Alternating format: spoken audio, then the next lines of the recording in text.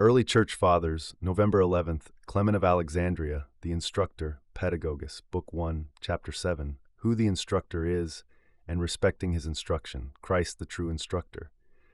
Since Scripture calls all believers children, and those who follow Christ are described as newborn babes, it is fitting to ask who our instructor truly is. He is Jesus, the Word of God.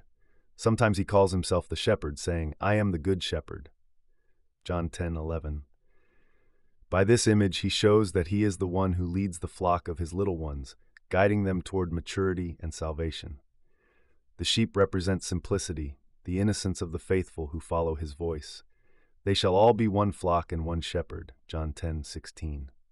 Thus the Word is rightly called the Instructor, for he leads us as a teacher leads children. Through the prophet Hosea, he declares plainly, I am your instructor. Piety itself is this divine instruction, the learning of how to serve God, to know truth, and to walk uprightly toward heaven. The term instruction carries several shades of meaning. It can describe the act of learning, the act of teaching, the process of guiding, or the content of what is taught. But when Scripture speaks of the instruction that comes from God, it means the right guidance of truth toward the contemplation of God and the performance of holy deeds with enduring perseverance. The work of the divine instructor.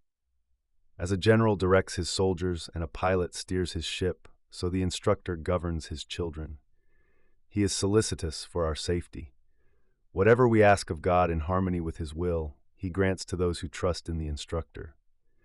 The pilot sometimes resists the wind, turning the prow against the storm to save the ship. In the same way, Christ resists the winds of the world that would drive our souls toward shipwreck. With the steady breeze of the Spirit of truth, he holds the helm, our ears and hearts, until he brings us safely into the harbor of heaven. Earthly traditions fade, but divine instruction endures forever. False teachers and the true wed. The pagans boast of their tutors, Phoenix for Achilles, Leonidas for Alexander, Nausithouse for Philip, and others for their princes. Yet none of these could restrain pride, lust, or drunkenness. Their instructors were slaves to sin themselves. Even the Persians, who appointed royal tutors, merely taught their sons archery and indulgence. But our instructor is no mere man. He is the holy God Jesus, the eternal Word, who guides all humanity. Through the Spirit he led Israel in the wilderness, feeding, guarding, and carrying them as an eagle carries her young. Deuteronomy 32:10-12. Scripture shows clearly that this was Christ, our divine instructor.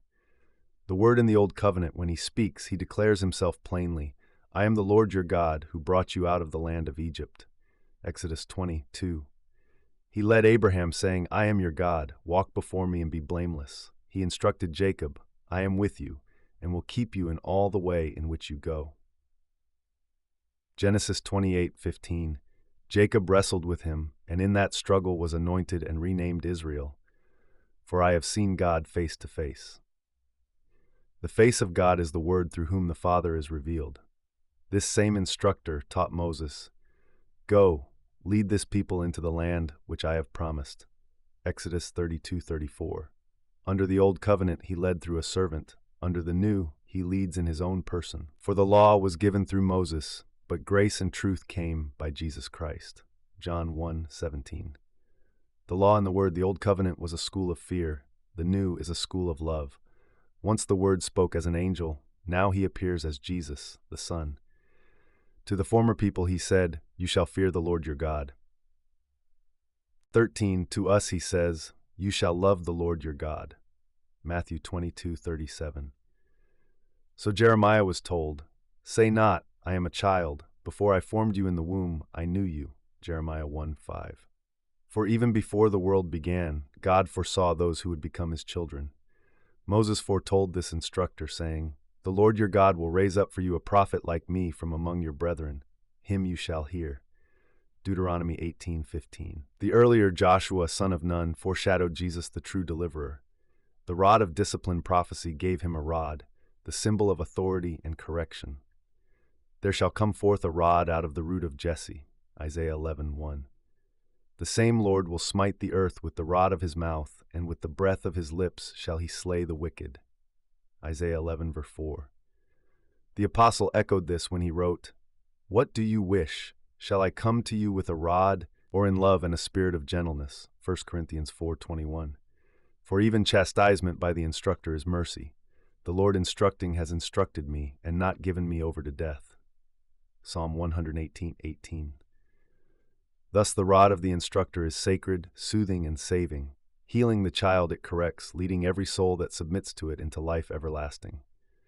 Augustine of Hippo, letter 28 to Jerome, AD 394-395, on translation, truth, and the authority of Scripture. I have come to know your diligence and devotion to study in the Lord so well that your work feels familiar to me, even though I have never seen your face. In truth, I lack nothing of you but that, your appearance. My dear friend Alypius, now a bishop, has seen you and described you so vividly that I almost feel I've met you myself. He and I are of one mind, so much so that people say we are two bodies sharing one soul. Because of this fellowship of spirit, and because you already love me through him, I do not hesitate to commend to you our brother Profuturus, Goodspeed, whose name we pray will prove prophetic. Yet I will admit, he is such a great man that it would be more fitting for him to commend me to you. Still, I cannot stop my heart from pouring into this letter about the studies we share in Christ, through whom we are enriched by your love and labors. The need for care in translating Scripture. December. We in the African churches who are devoted to study beg you to continue translating the works of those Greek commentators who most skillfully explain our Scriptures, especially the one you seem to favor most, Origen. By your hand, you can give these treasures to the Latin world. Yet I ask one caution. When you translate the sacred canonical books, follow the same method you used with Job. Include notes showing how your translation differs from that of the Septuagint, whose authority is rightly held in high esteem. For I can scarcely imagine that the Hebrew manuscripts now in your hands contain truths the earlier translators somehow missed. Regarding the Septuagint, I dare not judge their work, except to say that their unity of mind and spirit must have been miraculous. What perplexes me more are the later translators.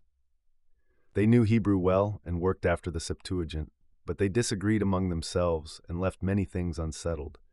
Were these passages obscure? Then you too might err. Were they clear? Then how could the Septuagint have been mistaken?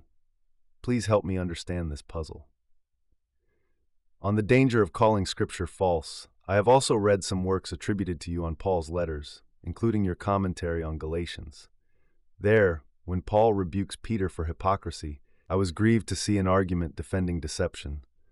Whether that came from you or another writer, it causes deep sorrow.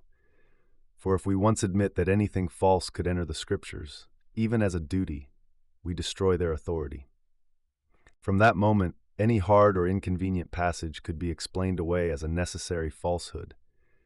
If Paul did not mean what he wrote when he corrected Peter, if he only pretended disagreement for the sake of harmony, then what prevents others from saying that Paul also feigned support for marriage merely to appease some who loved their wives? The result is chaos.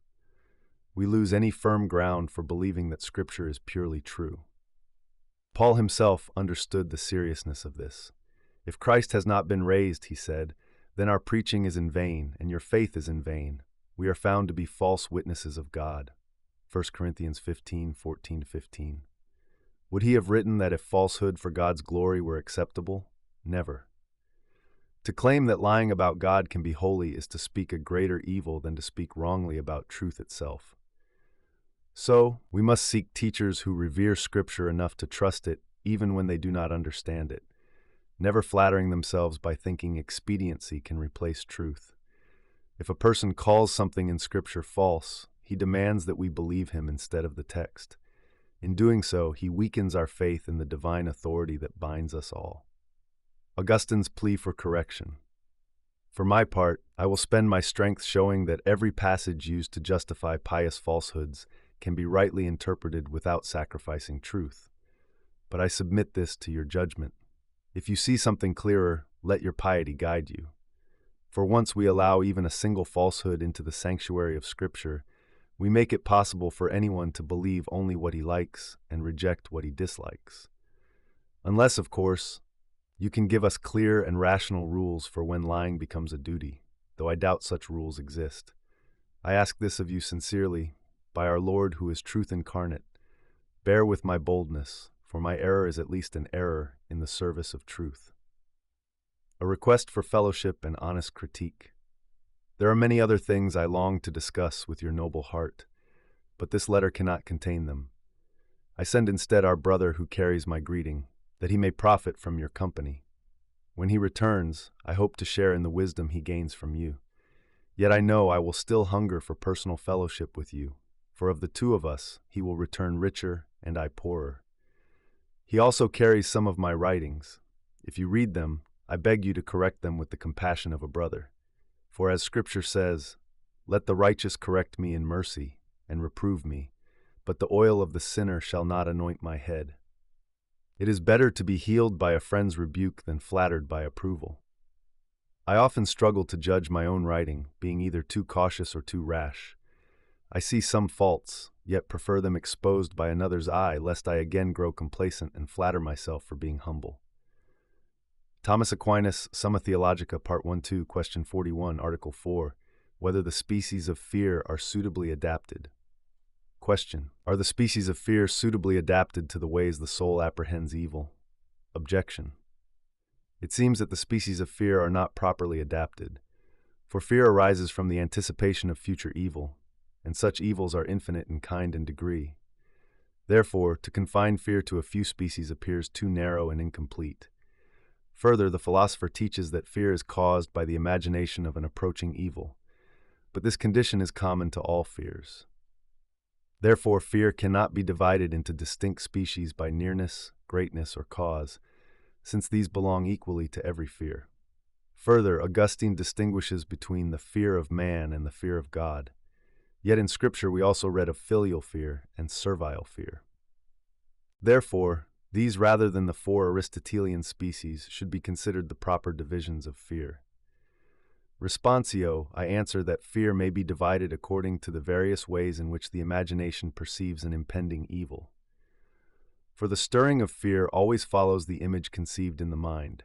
First, when the evil appears utterly overwhelming, so that it paralyzes action and seizes the heart, this is called amazement. The soul stands still as if frozen by dread. Second, when the evil seems conquerable yet formidable, fear takes the form of timidity, a shrinking back from what reason judges to be too arduous. Third, when the evil chiefly threatens dishonor rather than pain, the resulting fear is shame, a flight of the soul from moral reproach.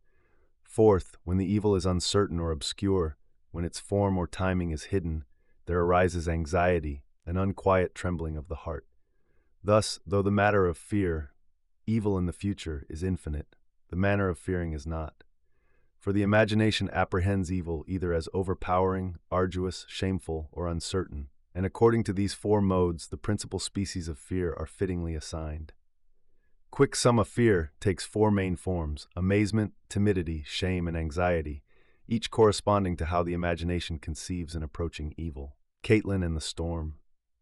When the thunder began, Caitlin froze on the front steps, the sky split open in light. For a moment she could not move. Amazement.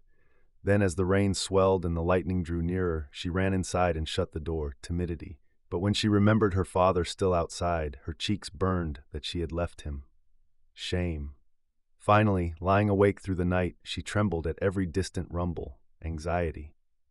In the morning, sunlight poured across the fields as though the night had never raged.